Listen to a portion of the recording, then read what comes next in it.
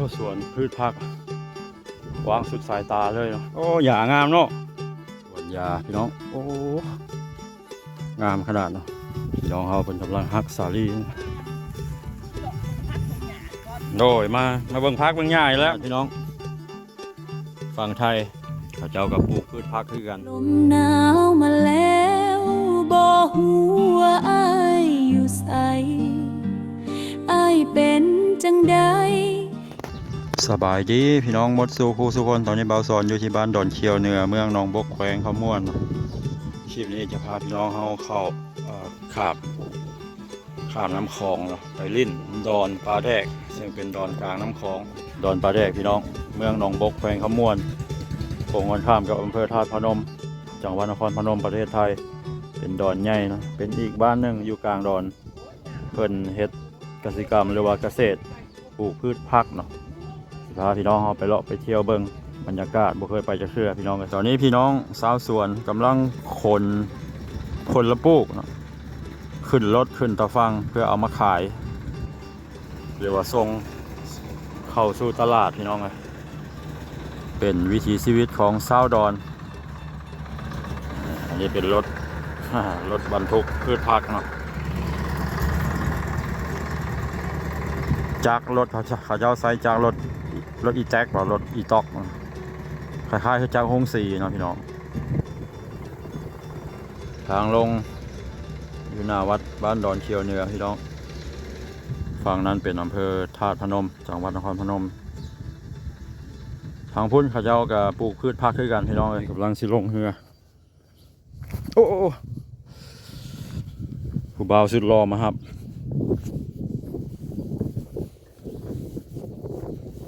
ใช้ปลาลายมองนะโอ้ตัวใหญ่แฮะลายคู่มือวะโอ้นี่ปลาลายมองเป็นปลาเนี่ยก็ปลาหมกบานตัวใหญ่ขนาดเลยเหือเล็กเนาะคักแล้วนี่บ่ต้องย่านนำเข่าเนี่ยโอ้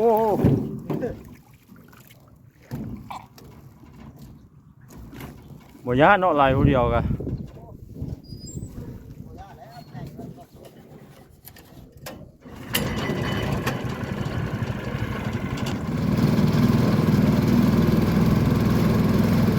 นี่คือฝั่งบ้านดอนเคียวเหนือพี่น้องมีสองดอนเคียวเหนือกับใต้ตะกี้มีดอนเคียวกลางเพิ่นเอามารวมเป็นดอนเคียวใต้ใกล้สิฮอดฝั่งบ้านดอนปลาแดกเราพี่น้องเลยอยู่แคมป์ฝั่งน้ำสิตื้นแต่ละปีที่มีหาดทรายแต่ว่าน้ำยังบ่แห้งหลายเพราะบันไดเชื่อ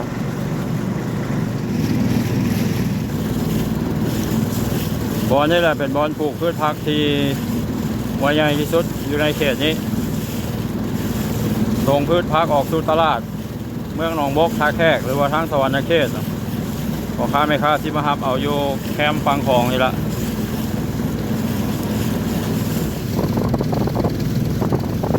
ดอนมาแรกแล้วหัวดอนเขาเจ้าเฮ็ดกันเจือนพี่น้องเลย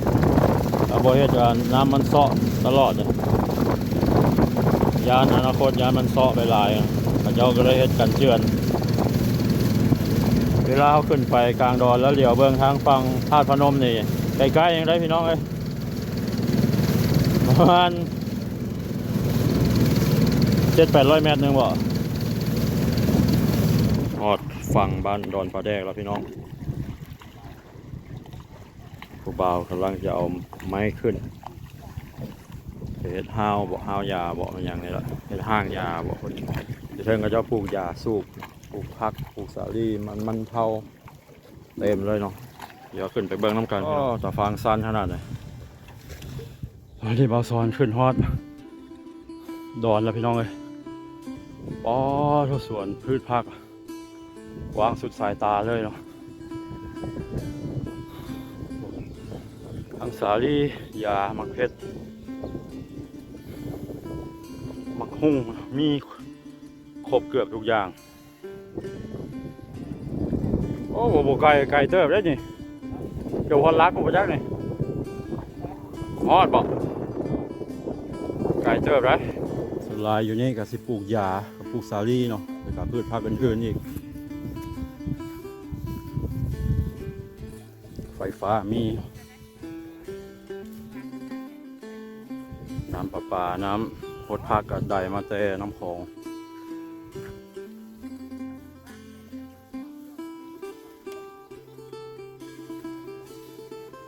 ว่าสวนยา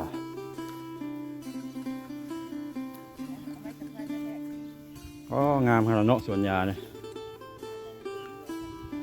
บ่ได้ขึ้นบ่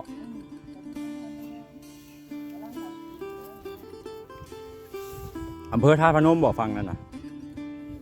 อำเภอท่าตุพนมบ่อำเภอ อันนี้กับบ้านเหมือนกันนั่นแหละ แต่ว่าขึ้น ตำบลตำบลหยังก็ ตำบลปากกา ปากกลางมีธาตุหยังครับ พนมมันเขาจำลองมาแล้วทั้งเอกลักษณ์เขา คล้ายๆธาตุพนมเนาะแต่ว่าบ่ใหญ่ เอาอันมาแปลงซะก่อนเฮ้ยมาให้บรรทุคุณค่ะ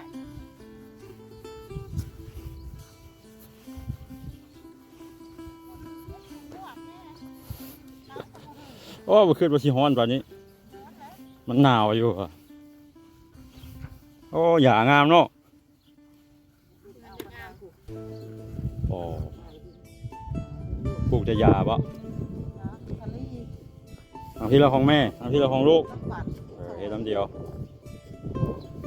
คือน้ำแม่น้ อ๋อได้แล้วบ่เป็นหยังสิไป ำ ใกล้ๆเนี่ยบุตามป่านี่แหละ ไปสิไปเบิ่งไทยเลยสิครับ ไปคนไทย โดย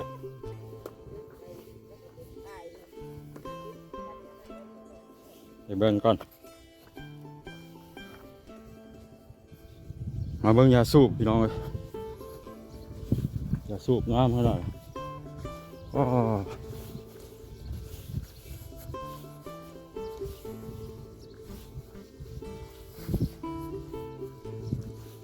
โทษว่างามยาสูบต้นบักใหญ่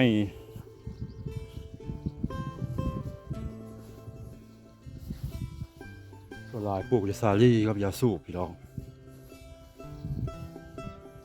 โอ้ต่อส่วนยาสูบกายแอวขึ้นมา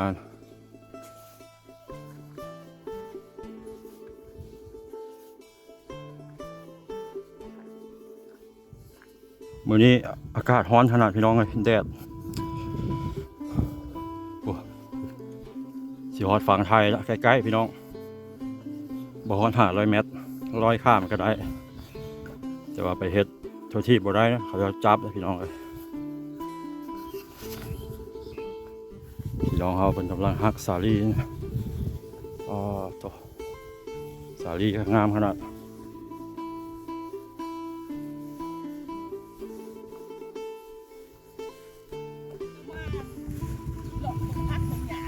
โดยมาเบิ่งพักเบิ่งหญ้าอีกแล้วบ่เคยมาบ่เคยขึ้นดอนอยู่เทื่ออันนี้พันธุ์คิงเนาะ ฮันนี่คิง ฮันนี่ฮันนี่คิงโอ้กับรถน้ำผึ้งอันเดียวกันแล้ววะ น้ำผึ้ง บ่แม่นรถน้ำผึ้งพันธุ์น้ำผึ้ง พันน้ำผึ้งมันออกใหม่ ฮันนี่คิง รุ่นกาลาดับโบ้ โอ้ก็มีหลายพันธุ์เถอะ ทั้งสองสายพันธุ์ มาจากไทยบ่โอ้ขายสอบละ 300,000 กีบเนาะ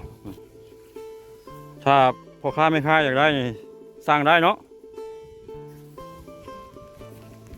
เขาเจ้ามาซื้ออยู่ตาฟังแล้ววะ โอ้ยเอาถึงบ้าง อืม จะผ่านกัน มีเบอร์บ่มีเบอร์ติดต่อบ่บ่มีเอ้าพ่อค้าไม่ค้าซื้อเขาอยากได้ซะ มันนี่เขาเนี่ยตั้งให้เรียบร้อยนะ พี่นาย เอ นะ อ พี่นายน่ะตั้ง โอ้ย ดาวสุวรรณพี่นายนะ หากระเก็บเป็นบ่นี่เพิ่นหากระหักอันนี้ยังหลายพ่อค้าไม่ค้าเนาะก็ถูกกว้างอะไรอยากได้สาลีติดต่อมาได้ยายังเป็นของเจ้าบ่ ยาของเพิ่น โอ้ปลูกแต่สาลีเนาะ ยากระปุกกันสลีกันเนี่ย โดยโอ้3 4เงินแล้วสันนี่โอ้เป็นพ่อค้าได้มาเรียนเขาสิมากินปลาน้ำหมอตุอะโอ้โล55,000ยาแห้งเหรอวะ ย ากาศร้อนพี่น้องเลยเลยเอาหมวกเอาคุบมาครับนี่เป็นส่วนมะเขือขอถ่ายเด้อส่วนเจ้าบ่ก็มักเล่นยังงามขนาดนี้มักเล่นของเจ้าบ่นี่นี่ต้นมังหุ่งเลยฝั่งไทยตำบลปะกลางอำเภอท่าพนมพี่น้องใกล้ๆประมาณ200 เมตรเนาะ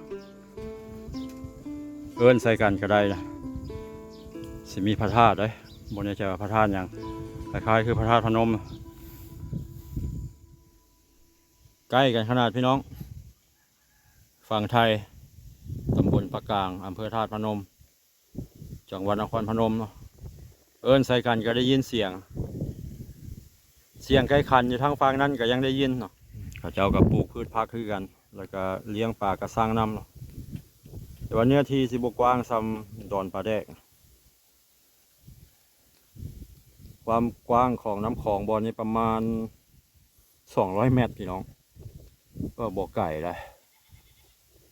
อันนี้น้ำของยังบ่ทันแห้งหลายมันแห้งแท้ๆอยู่ตาฟังนี่อยู่แคมป์ฟังไกลดอนนี่สิมีหาดเลยหาดทรายพี่น้องเราสอนเคยมาไหลมองเชื่อหนึ่งมาตอนกลางคืน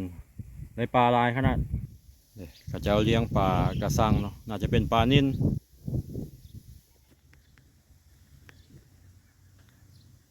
เส้นทางแคมป์ของพี่น้องถนนใหญ่ถนนตัดไปอันธาตุพนมทางฝั่งพุ่นเขาเจ้าก็ปลูกพืชผักหลายอย่างเนาะมักเพชรมักเขือมักหอมแล้วก็มีมันผอกมันเผาน้ำหรือว่ามันแก้วบุญธาตุพนมนี่อีกอย่างน้อยแหละพี่น้องเลยเขาเจ้าสิเอามันเผาไปขายถ้าบุญธาตุพนมนี่โอ้ยหลายเลยมันเผาธาตุพนมนี่แซ่บแหวะเช้าเมื่อยจังน้อยก่อนเนาะยังเลาะบ่ทั่วเลยพี่น้องเลยเป็นดอนใหญ่หรือดอนปลาแดกนะ